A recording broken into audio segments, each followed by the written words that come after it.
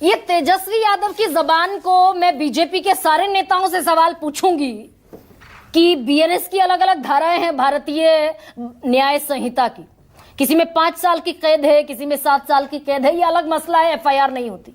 कंचना यादव, ये भाषा का दायरा बीजेपी के साथ साथ आरजेडी वालों के लिए भी है क्या? किसी के बाप का नहीं है बिहार। ये भाषा होती है एक सिटिंग एमएलए की। गरिमा जी, अब मेरी आवाज इको करके आ रही, प्लीज ठीक करवा दीजिए। मैं दुरुस्त करा। यहाँ पर जदयू भी और भारतीय जनता पार्टी दोनों के प्रवक्ता, हमारे 2 नेता के नाम बार बार ले रहे हैं। उनके बयान उनके क्या हैं?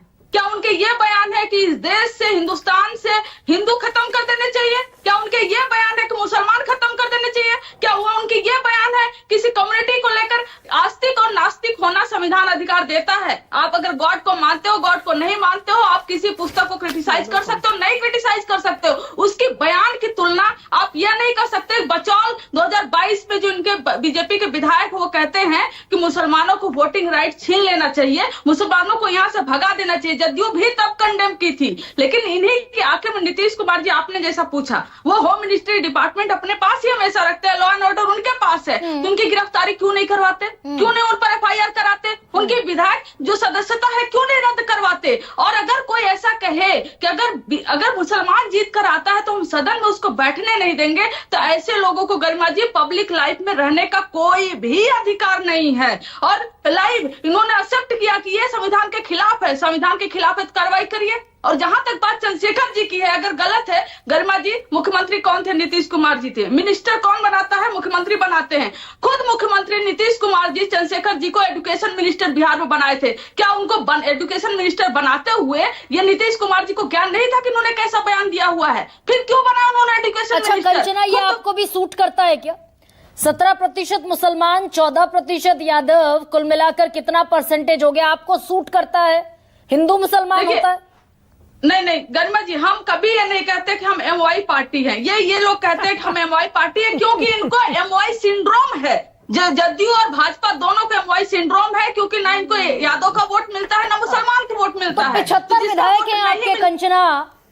ये टीवी डिबेट्स में तू मैं से तो ये घटना, ये समाधान सोल्यूशन निकलेगा नहीं हिंदू मुसलमान का।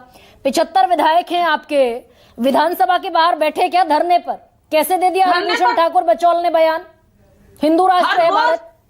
हर रोज इसके खिलाफ राबड़ी जी बोल रही है, इसके खिलाफ तेजस्वी जी बोल रहे हैं, जिनको कह रहे हैं कि आपके भी जुबान पे क्या कंट्रोल नहीं है क्या? जो जिस तरीके से भी आपने बोला, हम उस पर बोल रहे हैं किसी भी कीमत पर। गरिमा जी, हम पूरे चुनाव, ये क्यों हो रहा है पता है? इसका प्रस्तावना क्या है, इसकी भूमिका क्या है कि 75 साल में बिहार में बीजेपी अपने दम पर सरकार नहीं बना पाई है, और उसकी यह चाल है कि किसी भी कीमत पर, जब मैं किसी भी कीमत बोल रही हूँ, तो किसी भी कीमत पर वो बिहार में सरकार बनाना चाहती है। इसके लिए आश्चर्य मत करिएगा अगर बीजेपी दंगा करवाना पड़े इसको, तो ये दंगा भी करवाएगी और आकर कहेगी अरे नहीं, ये तो संवैधानिक नहीं है। यूपी में तो सरकार है इनकी कंचना, बिहार में सरकार बनानी है, उत्तर प्रदेश में तो बीजेपी की सरकार है, वहां क्यों आ रहे हैं इस तरह के बयान? देखिए क्यों आ रहे हैं गरिमा जी, दिल्ली में चुनाव होता है तो कर्नाटक में भी दंगे करा देते हैं। आपको मालूम है कि इस न्यूज के जमाने में, सोशल मीडिया के जमाने में एक जगह दंगा कराते हैं और पूरे देश में हिंदू और मुसलमान और हिंदुस्तान और पाकिस्तान चलाने लगते हैं। इनका पूरा मसला ही यही है कि 20 साल के कार्यकाल को, जो इनके पास कुछ नहीं है जनता के बीच में ले जाने के लिए, ये डिफेंसिव मोड में आ चुके हैं। तो ये हिंदू और मुसलमान अभी मंदिर भी बनवाएंगे बिहार में, फिर कहेंगे हमने राम मंदिर बनवाया, देखा हम बिहार में भी बनवाएंगे। इनका पूरा मुद्दा ही हिंदू और मुसलमान का है, मंदिर और मस्जिद का है। हम कह रहे ठीक है, आपका यह मुद्दा है, आप ये लेकर पब्लिक में जाइए, हमारा जो मुद्दा हम लेकर जाएंगे, जनता डिसाइड करेगी कि वोट किसको करना है। हमारा हिंदुस्तान और पाकिस्तान और हिंदू और मुस्लिम नहीं है, बिहार को आगे बढ़ाना है और विकसित राज्य बनाना है, हमारा ये मकसद है। हम उसी मुद्दे पर चुनाव लड़ेंगे। इनको हिंदू मुस्लिम मतलब बाकी मुद्दे कारपेट के नीचे चले जाएं, ये बेसिकली इंटेंशन है इन सारे हिंदू मुसलमान को लेकर जो बयान आ रहे हैं, ये इंटेंशन है। गरिमा जी, आजकल के टाइम पे, आज के समय पे खासकर, कोई भगवा पहन ले तो हर कोई उसको गुरु मानने लगता है, भले उसको बेसिक कोई ज्ञान न हो, है ना। कोई हिंदू और मुसलमान पे बयान दे दे तो इतना लाइमलाइट उसको मिल जाता है। हर कोई छोटी सी लाइमलाइट पाने के लिए कोई भी बयान दे रहा है। और लालू प्रसाद यादव क्यों कहते दिख गए थे फिर कि फालतू है कुंभ? तो लालू जी का ये कहना था कि कुंभ में अगर कोई जा रहा है अपनी आस्था के कारण वहां मरने नहीं जा रहा है, और सबसे ज्यादा जो लोग मरे कुंभ में जाकर वो बिहार के लोग मरे हैं। प्रबंधन फालतू था, कुंभ को फालतू कहना उनका मकसद नहीं था। फालतू कहते हैं ना कंचना, जिसकी वजह ये से लोग इसीलिए मरे। मैं कह रही हूँ, क्या ये दोनों पक्षों की जिम्मेदारी, भाई प्रबंधन को, एडमिनिस्ट्रेशन को, मैनेजमेंट को, इंतजाम को फालतू कहते, कुंभ को फालतू कह दिया।